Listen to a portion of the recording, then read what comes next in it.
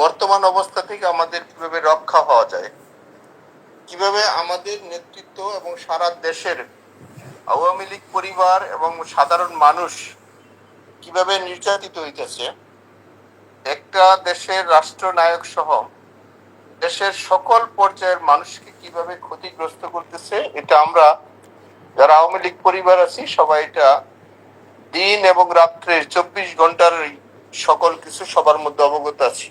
এর থেকে রক্ষা পাওয়ার যেটা পথ, আমাদের কয়েক ভাই বলছে যে গুজব, মিথ্যাচারণ, এগুলো আপনি একটু খেয়াল রাখবেন। কোনো ডেডলাইন, কোনো তারিখ, এগুলো যেন কারো মুখের থেকে না বুঝা, না যাই না, না শুই না, বাস্তব অবস্থা যেটা যে না করা হয়।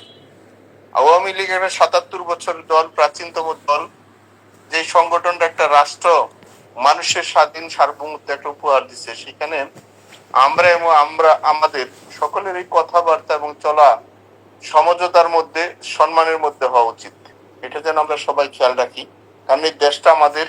কারণ যে শকুন রায় দেশ দখল করছে, সেটা থেকে রক্ষা পাওয়ার জন্যই আমাদের মধ্যে সেই শৃঙ্খলাটা থাকবে। বিপদ আল্লাহ দেয়, আল্লাহই রক্ষা করে।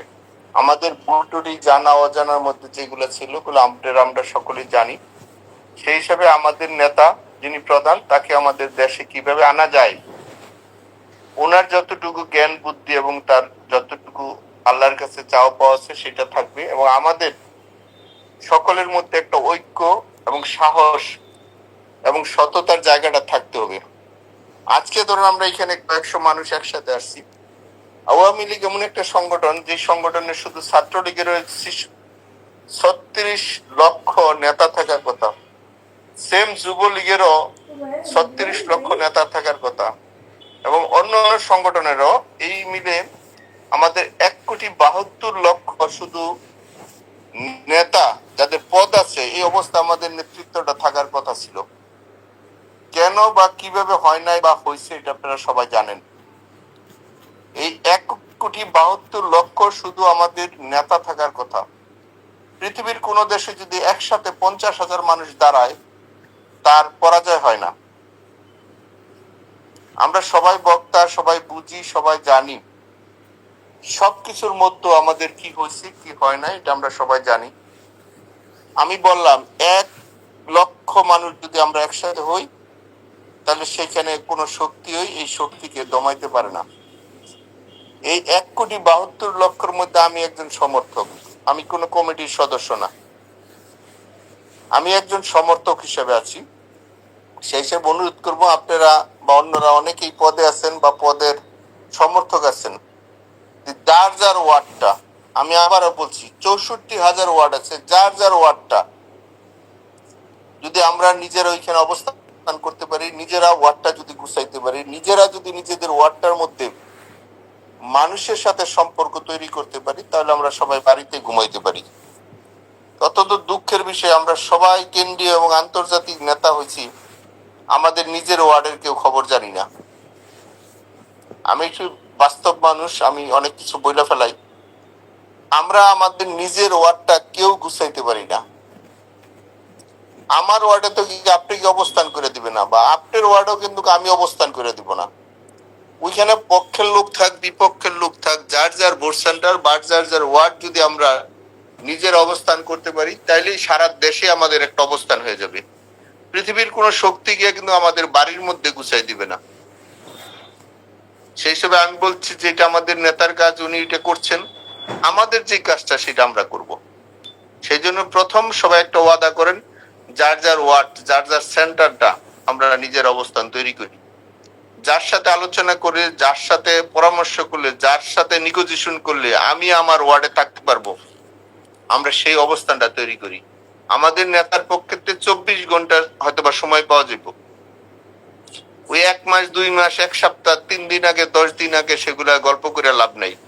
24 ঘন্টা সময় পাবো, 24 ঘন্টায় যে যেখানে আছি, যার যার অবস্থান থেকে সেখানে যে জায়গায় যেই মুহূর্তে যেভাবে বলবে, আমরা সেই জায়গায় আমাদের মানুষগুলাকে, গণতন্ত্রকে রক্ষার স্বার্থে এবং আমাদের মানচিত্র, আমাদের প্রিয় জন্মভূমির জন্য যে সময় যে জায়গায় যে অবস্থানে সন্ত্রাস থেকে আমরা যেন মুক্তি পাই।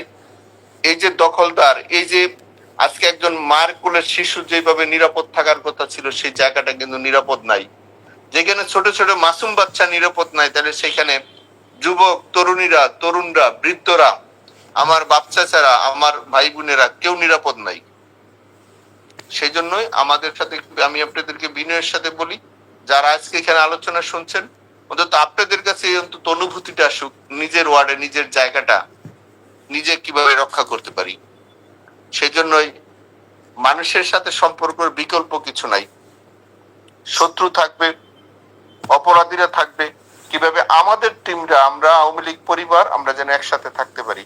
এটা আমাদের দেশ, আমাদের প্রিয় শ্রদ্ধেয় নেতা যিনি আমাদের জাতির পিতা, এটা আমাদেরকে দিয়ে গেছেন 30 লক্ষ রক্তের শহীদের বিনিময়। এই মানচিত্র কুকুর শুকনে খাবে, এটা কোনোভাবে কেউ মেনে নিতে পারবে না। আজকে চোরের বিচার হচ্ছে না, আজকে খুনিদের বিচার হচ্ছে না, আজকে যারা দর্শন করছে তাদের বিচার হচ্ছে না, অথচ আওয়ামী লীগ এবং আমাদের নামে মিথ্যা মামলা, শত শত মামলা দিয়ে রাখছে আমাদেরকে। আমরা দেশের বাইরে ছিলাম, চিকিৎসার মধ্যে ছিলাম, সেইখানে আমাদেরকে বিভিন্ন 302 এর মৃত্যুদণ্ডর যেগুলো হয় সেই সব মামলা দিয়ে রাখছে। সারা দেশেই আওয়ামী লীগ পরিবার প্রত্যেকটা ওয়ার্ড থেকে শুরু করে এই 64,000 এলাকায় কিন্তু মানুষকে সবার এখানে আসামি করছে। সেই হিসাবে আমি একটু অনুরোধ করব, আপনারা যার যার ওয়ার্ডে একটা অবস্থান নেবেন। আমাদের এখানে নেত্রীর পক্ষ থেকে একটা ডিসিশন আসবে, আমরা যেন 24 ঘন্টায় আমাদের অবস্থানটা করতে পারি।